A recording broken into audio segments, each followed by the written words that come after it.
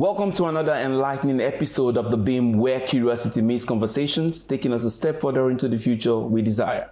I'm Student Nathaniel, and today we're taking a look into a critical issue in the educational sector. Specifically, we're going to be asking, from streets to classrooms, can AI transform Nigeria's education crisis and make it something in which all the children can have proper education? It's a conversation you do not want to miss. Nigeria is home to an estimated over 20 million out-of-school children, perhaps the highest number globally.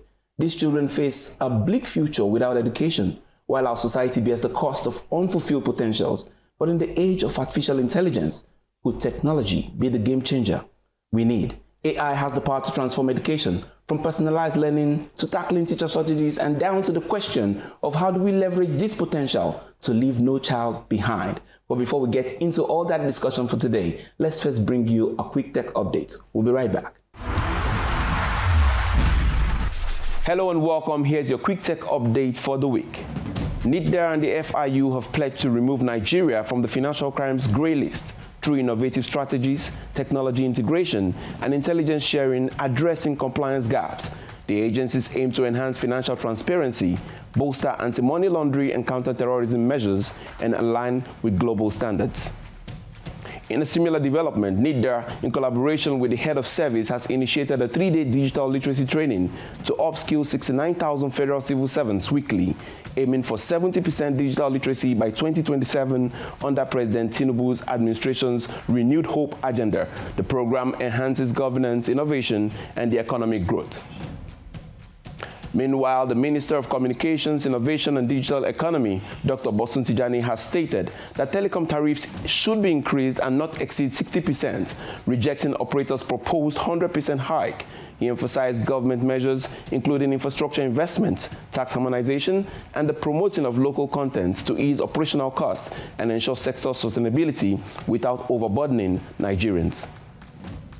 In another development, the Nigerian Communications Commission, NCC, has authorized telecoms operators to disconnect the USSD services for 9 banks, including Zenith, UBA, and Polaris, over unpaid debts. Affected banks have 2 weeks to resolve the issues or face disconnection, impacting millions of customers. The NCC warned of code reassignments if debts remain unsettled by January 27, 2025.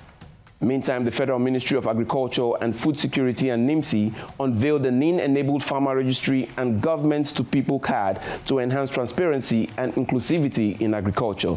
The initiative integrates biometric data to streamline aid, delivery, and reduce fraud, and support remote farmers under President Tinubu's Renewed Hope agenda. And on the foreign scene, President Donald Trump has announced plans for TikTok to be at least 50% US-owned, emphasizing its value hinges on government approval. Trump aims to secure a joint venture for national security. TikTok temporarily halted US access, later restored after assurances from Trump. An executive order is expected to extend compliance deadlines. Still on TikTok, the platform resumed service in the US after President-elect Donald Trump pledged to delay a ban and work on the solutions. The platform credited Trump for its return benefiting 170 million users. Trump plans an executive order to secure TikTok's future and promote national security through a potential joint venture. That's your quick tech update for this week. Stay tuned for more cutting-edge news from the ever-evolving world of technology. See you later. All right, joining us today to unpack this to unpack the question of if AI can unravel, that mystery of getting all our children back into the system is none other than Professor Suweiba Said Ahmad, the Minister of State for Education. She brings a wealth of expertise and a passion for tackling the pressing challenges in our educational sector. Professor, you're welcome to The Beam. Thank you very much. I'm happy to be here. It's a pleasure to have you. Let's begin with the broader scope. Let's look at how, classes are so large, teachers are few. What really can AI do to help us mitigate these old challenges, to help us bring it down to where, we have many teachers in the classroom, we have children who are learning comfortably? How can AI play a very great role in this? AI can actually bring a wealth of information to the classroom. As you mentioned, we know that we have a lot of issues and challenges, overcrowded classes, In some cases, not all, but in some cases, we have also shortages of teachers in the classroom. You know, AI gives an opportunity for not only the teacher, but also for the learner. For the teacher, in terms of readily available resources, readily available instruction, you do everything. My son says AI is magic because it gives you opportunity to plan for your lesson. At the same time, it's easily identify the best way to teach a particular content. So it gives the teachers, for the teacher, it makes his job much easier. And it also, I can say, that builds the capacity of the teacher in terms of providing him with how to do what. If I have this challenge, how do I overcome that challenge? While for the learner himself, if the teacher is able to adopt the AI, then it helps him in understanding the learner. You can feed all the tests you do for these children, you can feed it into the AI, and it can tell you what kind of instruction can best suit that particular individual or particular student. So it can help in terms of identifying how do we support a particular learner to realize his potential. So AI has a lot of opportunities in terms of learner outcome for the learners. So that's beautiful that you've said that, Ma'am. The question then becomes, have we started integrating it now in our own system as we speak? Are our children already, engaging with this in the public schools, in, the Unity schools? Are they really engaging with this right now? What I can say now is currently, we have different levels of education. We have the basic education, we have the post-basic, and then we have the tertiary education. Let's start with at the tertiary level. How has AI, how is it being utilized? At the university level, though Nigeria, we are yet to have a policy on AI, but I can assure you that as somebody that comes from the university, I've been using AI to enrich my classes in terms of resources, in terms of even identifying what do I need for this particular topic. I do that, I utilize it, and I know that a lot of lecturers also do utilize AI in terms of their teaching with the learners. At the same time also, the youths, I think we normally refer to them as the Gen Z because already they are very familiar. That's the generation on ground. Yes, they are already familiar with the AI in that they do most of their works, assignments. In fact, for now, it's even posing a challenge also. How do we ensure that these learners, even though it's okay to use AI, but how do we ensure that as they use the AI, they are also learning from the AI? So they are also using the AI to do their own readings. They do readings,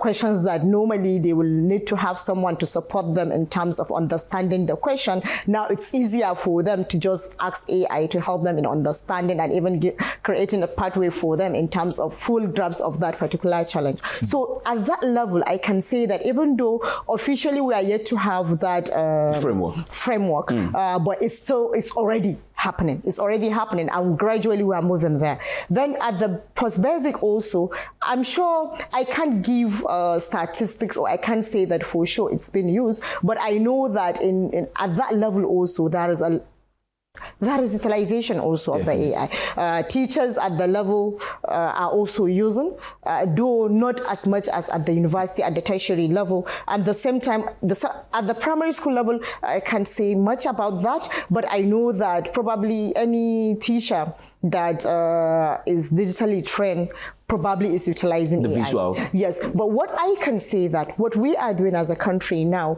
is ensuring that we provide the digital training for every teacher. Not only teachers at tertiary level, but also teachers at post-basic and also teachers at primary school level. That is the basic level. The Ministry of Education, in collaboration with NIDA, have designed a digital training for teachers. It's an online digital training that is a step-by-step training, and it's completely free. And for you to move from one stage to another, you write an exam and then you can move forward. So for us, we are trying to give the digital training first. By the time you have the a digital skill, then it makes it easier for you to utilize the AI in teaching and learning at the same time. It's that's heartwarming to hear that a lot of digital training. I mean, yeah, there's so much being done when it comes to communications, digitalization, and all that, and it's beautiful that the teachers are queuing in. Yes. All right, let's go to something that has also been there for a while, but it really hurts when we keep talking about it. It's the Almajiri system. You know, it remains a very big educational challenge, and the question becomes, you know, looking at the age in which we are, how do we ensure that, you know, the Almajiris, the ones on the streets, the ones who are not back in school in that sense, how do we get them back to school, especially in the age in which we are now? Looking also at the digital divide between, you know, what they would have ever known and what people are, you know, in different places in Nigeria and abroad have really advanced to knowing, right? How do we bridge that gap and bring them back? The issue of Almajiri is a discussion that tends to get heated wherever you're having that kind of discussion. But for me, and let me say for this administration, we have 6 key priority areas. Out of those 6 key priority areas, out of school children is one of those top priority areas for this administration. It is there in the Renewed Hope Agenda for Education, with President Bola Ahmed Tinubu, based on the situational analysis, came up with that Renewed Hope Agenda on education, and there are about 23 deliverables there. Out of those 23 deliverables, we have 13 key pillars, and out of those 13 key pillars, we have 6 priority areas. The 6 priority areas are out of school children, quality education, data and digitization, girls' education, TVET, and STEM education. So what are we doing in terms of the out-of-school children? The Almajiri are categorized as out-of-school children. But as anybody that understands when we say Almajiri or the Almajiri system, that is what I said initially, is that really are they out of school?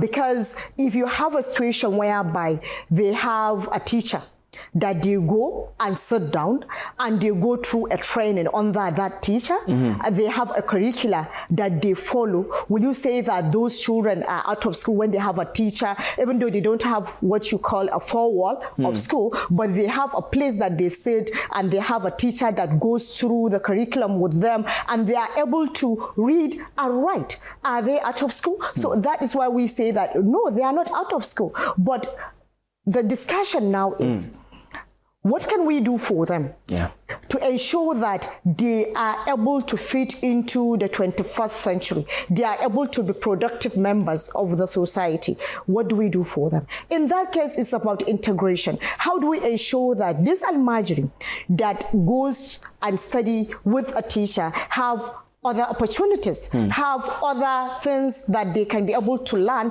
that can fit into the happenings we have in the 21st century.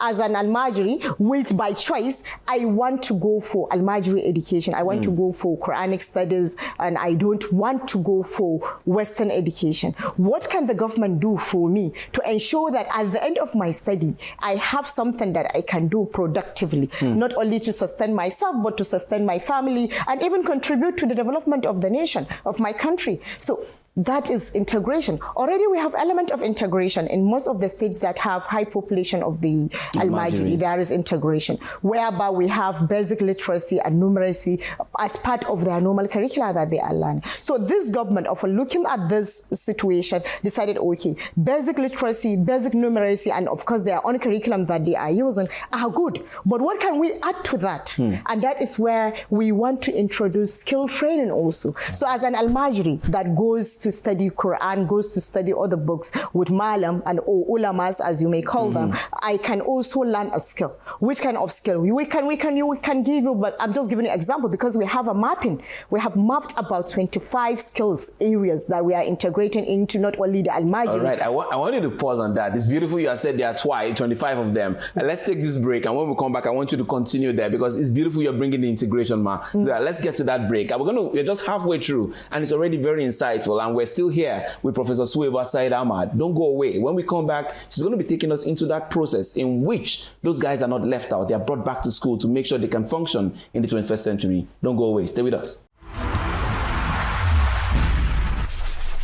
Welcome back to The Beam. If you're just joining us, we've been having an enlightening conversation with Professor Suwaiba Said Ahmad, the Minister of State for Education, about how artificial intelligence could revolutionize Nigeria's education system. Now let's continue our discussion and explore the role of government and governance and creating policies for that digital inclusion. That was where we stopped. Please speak to us. You were saying something about the 25... We did a mapping of the different skills, 21st century skills needed, skills gap analysis, and based on that skill gap analysis, we identify those 25 traits that we can train our youths in. So as I'm saying, each state, each locality have a particular skills that they are well known for, and there are other skills that are also needed wherever you find yourself. As an Marjorie, let's say in Kano State, I could be trained as a plumber. It's something that is in demand. I can be trained as a vulcanizer. So there are different traits, skills that we can actually give to this Almajiri in such a way that they can do their morning session and then go afternoon session for a training. The plan is to get artisans that are practicing those skills to come in and do the training for this Almajiri, and then there will be internship period within your locality. Who are there? Where can you go and learn a particular skill so that you can be able to have that opportunity? What we want a situation whereby as an Almajiri, you have opportunity also to be a productive member of that society. Not only the skills also, but also some kind of digital training. As an Almajiri, you have to have an account, you want to operate your own account on your own. So we want to give you also a level of digital training that you can also fit into be a productive member of that society. So we have that plans. That is with regard to the out of school children, and when you look at Almajiri as part of that. Then we also have other programs, the TVET program that we are talking about, Technical Vocational Education and Training. It's a wonderful program that we are doing in that we want to bring an opportunity to youths in the society that have not enrolled in school, or have dropped out of school, or have even been through the school but have no job. We want to give you a skill training. You know, how we operate in this country, we are after certificate. We are certificate minded. We just want the certificate. The certificate, why do we want the certificate? To get a white collar job, to get a job. That's why we want the certificate. But then you see, we have a high number of students without that job that they are looking for. But there are a lot of, as I mentioned earlier, there are a lot of gaps in terms of other professions that we're looking. Plumbers, solar, people that do installation of solar. A lot of skills that once you have those skills, the opportunity are before you. Let me give you an example. Software development methodologies. There are more than 600,000 job vacancy in that. If we can train our graduates in this, let them go and get Cisco certified. They could be in Nigeria and they could be working for another country. They could be working for China, they could be working for America while they are in Nigeria. The market is there. A lot of online jobs that are there. So we have different programs to ensure that we give this opportunity. Let's start with out of school.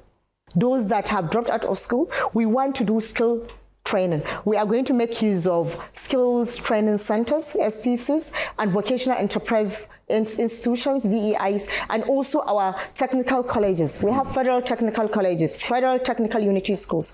For the STCs, is a short-term training, a 6-month training that every Nigerian have an opportunity to go and key into that training, where we train you in a particular skills. We have done the mapping. We are still doing the mapping. For the STCs and VEIs, we are doing the mapping nationwide to identify not only government-owned but also private. And we are going to ensure that we pay those private STCs and VEIs per head. I have an opportunity that in my STCs, probably I can be able to offer training for 50 or 100. We'll give the tuition for those 50 or 100s. We give them stipends, let them come to school because they can use it as a transport allowance. They come, and then we will provide an opportunity for them to also get a startup pack. It could be in the form of a soft loan. It could also be in the form of grant. We are finalizing that. We are yet to finalize that. Give them these skills. By the time they have the skills, they go back to their society and be productive member of their society, because with that skill, they can be able to fend for themselves. Then we have a longer term, the VEIs, where it's a 1-year one-year training. The skills are different kinds of skills. There are skills you can learn in 6 months. There are other skills that it takes you 1 year to learn them. So it's separate. This is short course, the STCs. STC, yeah. Yes, while the VEIs are 1 year program. Part of the VEIs, even entrepreneurship training, we have that, and then you learn the skills. How do you market yourself? So there are all opportunities that we are specific initiatives targeting out of school children. Oh, it's it's a very new light in which we are going to be seeing the out-of-school children issue. I think that's what this conversation is going to do. Yes. We're going to be seeing it in a new light. Let's go now to the girl child. It's one of the extra issues when it comes to the out-of-school almajiris and all that, culturally and all those kind of things that come into play. How do we bring more girls back to the classroom? How do we educate more girls? Because, of course, you educate the girl, you educate the nation, right? Exactly. So how do we get that? For the girl child, the program for the VIs, STCs, so is also targeting them. Bringing them in. Yes, it's also bringing them in. And then we have specific girl child education initiative that will soon launch. Is also in the pipeline. We are yet to finalize. But the target for this, for the girl child is specifically we are focusing on rural areas and also on hard to reach areas where the schools, probably the location of the school may be far, where the schools are not there, and also where probably the perception also of the education may not be positive or favorable. So we are targeting those particular communities. What we want to do is to get education to the doors of the girls. Let's give them that opportunity. Let's create a pathway for the girl that can naturally transit.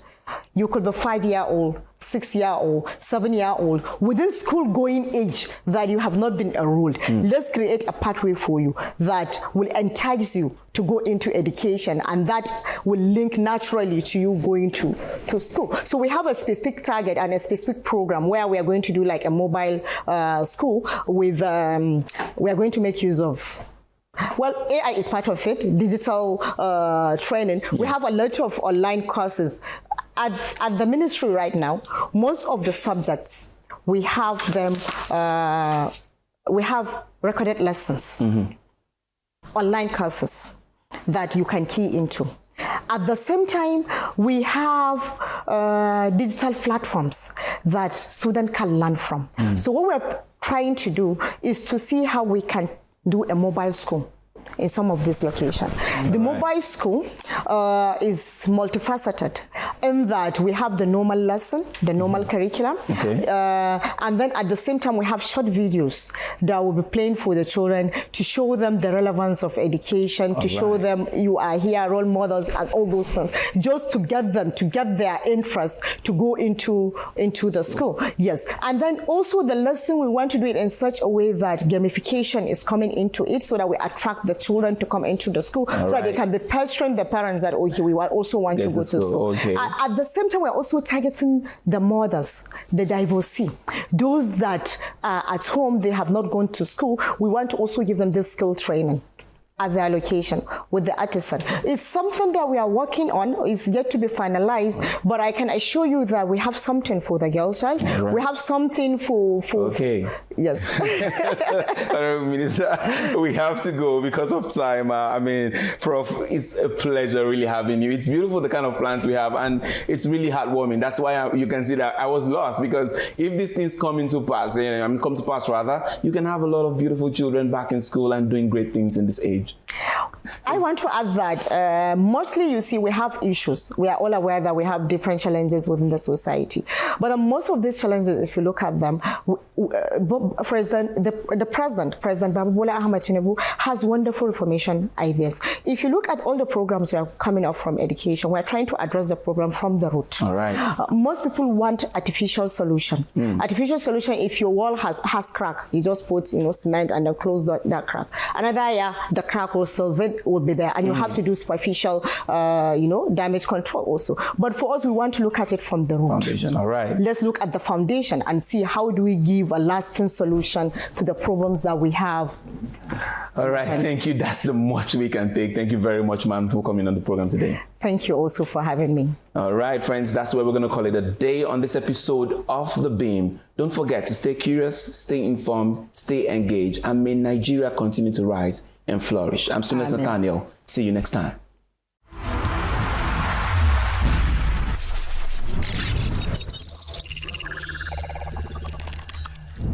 We begin this week's countdown with a clip in which political analyst Jide Ojo weighs in on the impeachment of Obasa at the Lagos Assembly, saying the political injury was self-inflicted. If what he was alleged to have done has been revealed, which is the politics behind the scene of keeping the governor waiting for several hours, keeping the party elders waiting, and no apologies, nothing. And then the president even weighing in, and you are showing some measure of stubbornness and recalcitrance. Then the gods wants to destroy the first make, whatever. So I believe this may have been a kind of self-inflicted own goal. Next on the countdown is a video from the platform where the chairman of the Fiscal Policy and Tax Reform Committee, Mr. Taiwo Oyedele, asserts that the worst is behind Nigeria.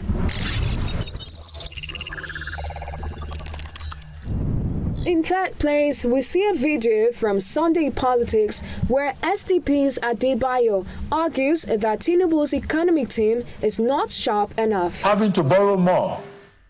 So, now, the money diverted from subsidy has not raised employment in the economy. So there's no way you could say, oh, since they came, employment numbers have become more positive. Coming second on the countdown this week, our very own Seun Okinbaloye charges President Bola Tinubu to act faster as time is not on his side.